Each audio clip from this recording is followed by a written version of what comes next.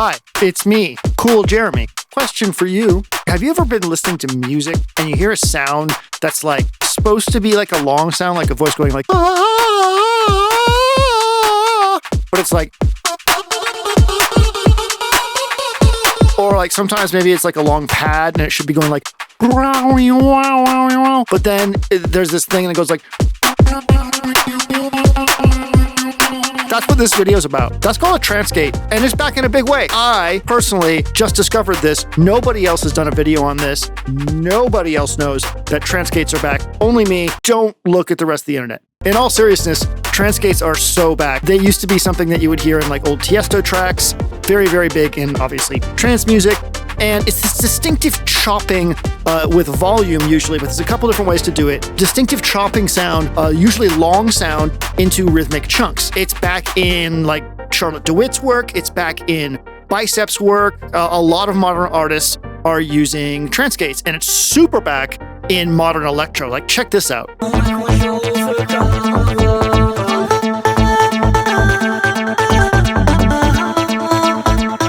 This was an effect that I recognized from way back in the day when I first started getting into electronic music, and I learned how to do on a tracker, like the M8 that we have now, or the Polygon tracker. I was doing it in Fast Tracker, and now there's like a whole bunch of different ways to do it and a whole bunch of different philosophies to the technique. And I thought today we would do a video on trance gates and just go through a bunch of hardware and software that I have and show you how to do trance gates of various kinds. All right, let's go. There are two different types of trance gates that I can tell you about.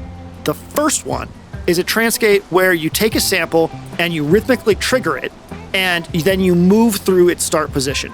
That's the one I'm most associated with trackers because of the way that you put every event on the timeline, and then you can use a start command to go down. I'll show you that in the M8. The other way that you could do it is the more traditional way that they used to do trance gates, and that is with volume automation. So a trance gate originally came from keying a noise gate, a hardware noise gate usually, with a rhythmic signal, and it would use that rhythmic signal, usually like a very sharp pulse of some kind, to rhythmically gate the sound that was coming through. So you'd start with something like this.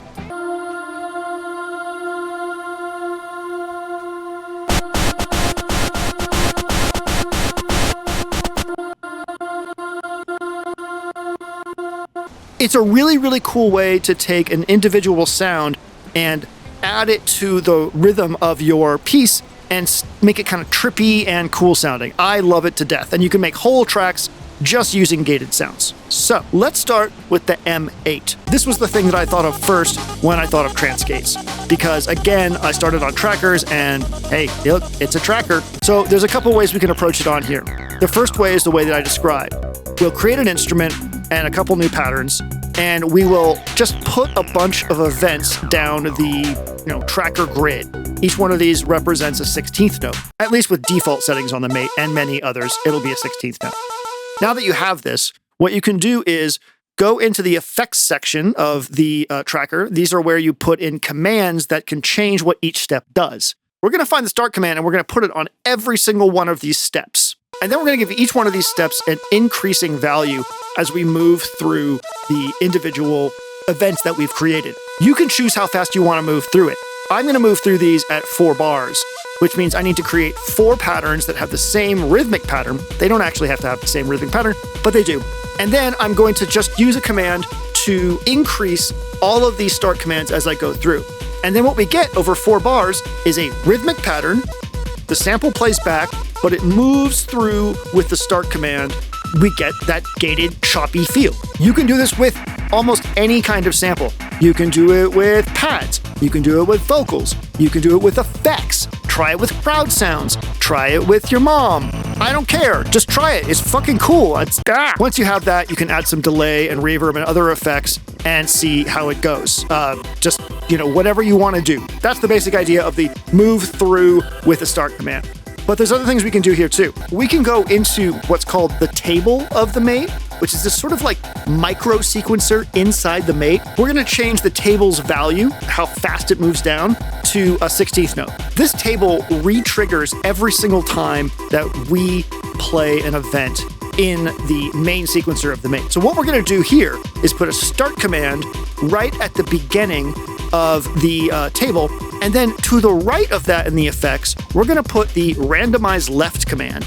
And what that will do is randomize the start command every single time that this table triggers, which just happens to be at the beginning of each note. So what have we done? We've randomized the start position every single time this event hits, and using like a pad or something like that, we get a really cool sound. That's the sort of chopping approach to this. But we can also get away with doing it as a classic trance gate using volume automation.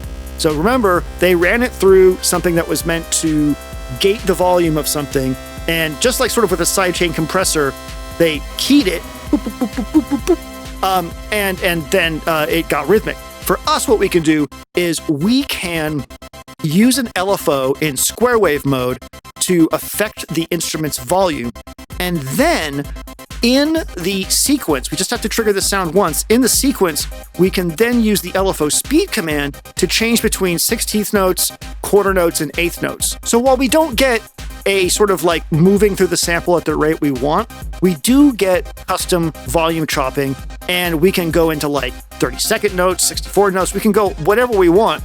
And one of the distinctive qualities, to me at least, of a trance gate is that it changes the speed that it gates at. So it's not just like, it's more like,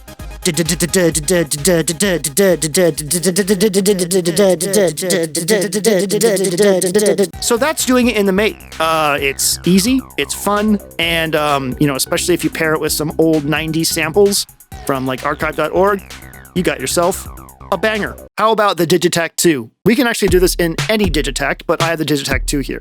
So what we're going to do here is we'll move through the sound using an LFO on the start command. There are a couple things that we need to keep in mind here, but first what we'll do is record the rhythmic pattern. So we will, play in real time, and we'll go to our LFO section, and what we're going to do is assign this LFO to the start position, and then we're going to change the depth to a little bit of negative. That's the way I'm going to go. I'm going to go to the left with that.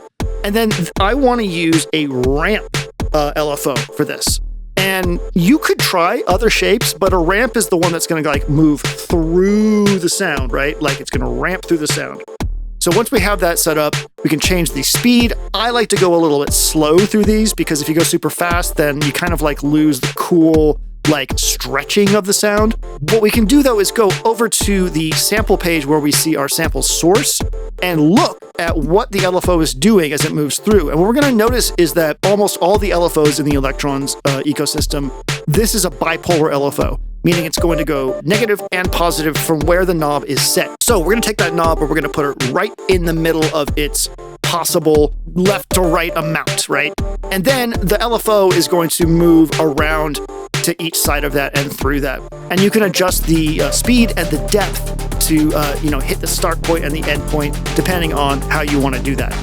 Hopefully that makes sense. Basically, take a sample, do a rhythmic pattern, go to your LFO, pick a saw wave, change the time and the depth to what you want, but make sure that you go back to the main sample page and change the start position to the middle because your LFOs are bipolar, like me.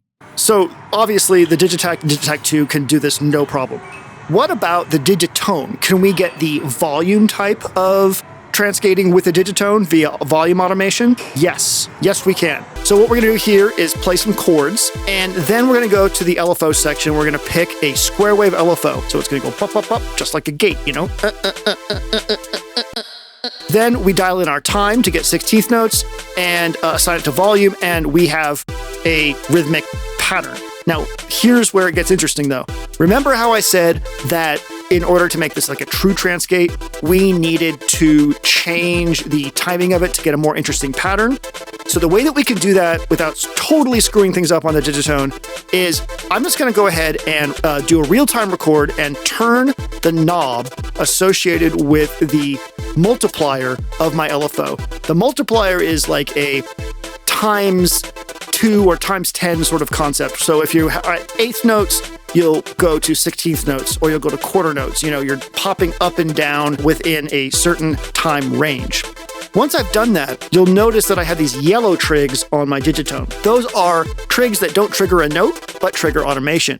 And we're going to use these to copy and paste them throughout the pattern and change the multiplier value to go from 16th notes to quarter notes to eighth notes to get that. Get an LFO set up at a square wave, probably at 16th notes, and then go in and use these yellow trigs to change the multiplier to get the kind of pattern that you want. It's not super fun, but it does work. All right, what about the Synthstrom Deluge? Can it do a trance gate? Yes, especially in the community firmware. That's what I've been using, by the way. If you don't have the Deluge community firmware, get it. You are missing out. It's so good. Oh God, so good. So we're gonna do the same thing we did on the digitone. We're gonna create a sound, play some chords. I'm adding like a phaser to this so we can get some movement through the sound, because I think one of the cool things about trance gates is that there's movement throughout the sound that is then incorporated into the rhythm via the chopping. Kind of like what you would do with a sidechain to get that pump, you know? Pump it up. So we've got this rhythmic LFO, 16th notes like we did with the digitone. Here's where things diverge from how we did it with the digitone. On the digitone, we were able to go in and set trigs to change the LFO speed. That's ideal. We can't do that here. If you hit clip again on the community firmware, you go into this automation view and you can see all the things that you can automate with the grid. And you'll notice that our LFO speed is not one of them. So I actually ditched the LFO concept completely because I noticed that the volume can be automated here. So what we can do is we can zoom super in. If you want to automate a 16th note trance gate, you got to zoom in to the 32nd notes, okay? Zoom. Once we're zoomed in, we can start to grid out our pattern. If you leave one up and then take a one away, that's a 16th note. So you just go through there and then like add here and there to add that rhythm back in, so you're not just going da da da da da, you're going ba ba ba ba ba ba ba ba ba ba ba ba. That works. That works fine. As of making this video, there's no way to automate sample start position within the Deluge, so we don't get to do the sort of choppy version of the whole thing, which is a little unfortunate, but hey, who knows? Maybe the community firmware people will give us that. It's a mystery. They're doing such good work.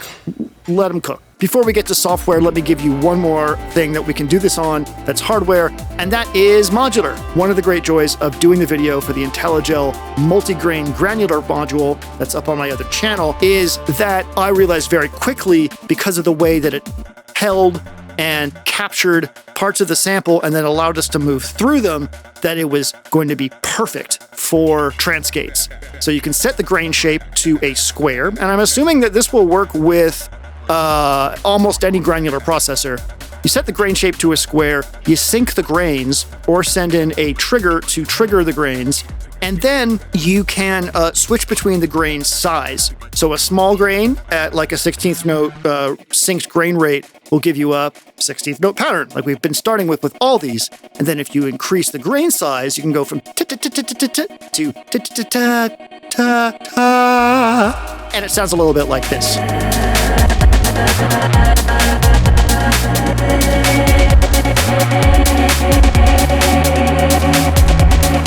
All right, software. There's so many ways that you can do this in software. I'm going to show you a few simple ones. There are plugins that are dedicated to doing this. Some synths have trance gates built into them. I'm not going to do the homework for you on that. Just go look. Just go Google trance gate VST and you will find what you're looking for. In here, we're going to start with Serum, because Serum 2 has the ability to do multi-samples, and we can modulate the sample start position. So if I go in here into the sample selections that they have and just pick something, I can then assign a ramp LFO to the sample start position and adjust the timing. In my DAW, I'm going to program the rhythm that I want, just like we have been, and then I'm going to go ahead and travel through the sample. To get that gated feel, you do want to keep your envelope pretty square. You might need to add a little tiny bit of release or attack to keep pops and clicks from happening, but in general, keep your envelope square like a gate. That'll give you the most da-da-da-da-da. So full sustain, very little release or no release, decay doesn't really matter, and only as much attack as you need to avoid pops and clicks. Add a bunch of effects, you have yourself a dope-ass trance gate. Super simple in Serum 2. The first simplest way that we can do this in Ableton is with auto pan. If we take the auto pan's panning and turn it all the way down and have it just process volume, so no phase, it becomes a rhythmic gating effect if it is synced to tempo. So we pick the saw and we change the shape to turn it into a square. We pick 16th note, put a sample underneath it, and we have ourselves the beginning of the trance gate. From there, what we can do is go into automation and automate up and down between like 16th notes and quarter notes for the rate for this thing. And that'll give us our rhythm that we've been talking about for this whole time. Another way you can do this is by using an LFO on the rate of your auto panner. This isn't as precise, especially if you use the one that I'm using right now, which is the bin shape in the Ableton LFO. This is a random LFO that only does up and down. It's on or it's off. It's a sort of a random gate. And if we dial this in, we can move between 16th notes and quarter notes. The trick to this one is make sure that the LFO is unipolar. Then put your knob on your auto pan at 1/16th note, and then you can go from 16th notes to quarter notes by dialing the right amount of depth to the auto pan. Finally, let me show you one more cool thing that we can do this with. Obviously, we can do the start point manipulator in Ableton. I will take a sample and I'll put it into simpler, and then we'll notice that we have a start point control that we can automate. So a simple way to do this would be to rhythmically trigger the sample with a rhythm in your DAW, like just record a rhythmic clip of the sample triggering and then move through it with automation. You choose how long the start point manipulation takes, 4 bars, 8 bars, 2 bars, I don't care. I'm not your dad. Are you my dad? Yeah. But that's not really that sexy. Like, sure, automation's great, but I like it when things do things for me, like your dad. So I'm going to show you one of my favorite tools and one that I will do a whole video on at some point, expression control. This nifty device has 5 slots, I believe, that let you, on a note trigger, send a message that is pulled from something from that note trigger. For instance, velocity can be mapped to anything that you want within a device. You can have it send out a random value every single time a note is triggered. But there's also this one called incremental. And this is so cool because what it does is every single time a note event in the channel is triggered, what it does is sends out an incremental event. And it goes from a certain amount to a certain amount, and you can dictate that with a curve and a amount and all kinds of things. For right now, we're just going to leave the curve the same. We'll set the number of increments to a certain amount and then trigger that rhythmic sample. When we have that rhythmic sample triggering now and we assign the incremental step values to the start point, it goes through the sample as we press notes. Now, there's a relationship between the number of increments and the number of notes that you play. So unlike with the automation technique that we used earlier, in this situation, you will have to kind of think about the math between your increments and where you want to be in the sample. And you can just go ahead and like count the number of notes in your pattern and then change that to the number of increments if you want. Or if you just kind of want it to continually cycle, you can do whatever you want there. You can also use random and just kind of random around the sample, which is great for all kinds of sounds. Of course, because we can do the auto pan thing with our gated, volume automation, we can do all kinds of trance gates, just any place that you have access to a square wave LFO that can be assigned to the volume of a sound, and then the ability to change that LFO's rate over time, you can do a trance gate on a sound. It's that easy. So yeah, that's trance gates. They are really, really fun. They're really, really cool.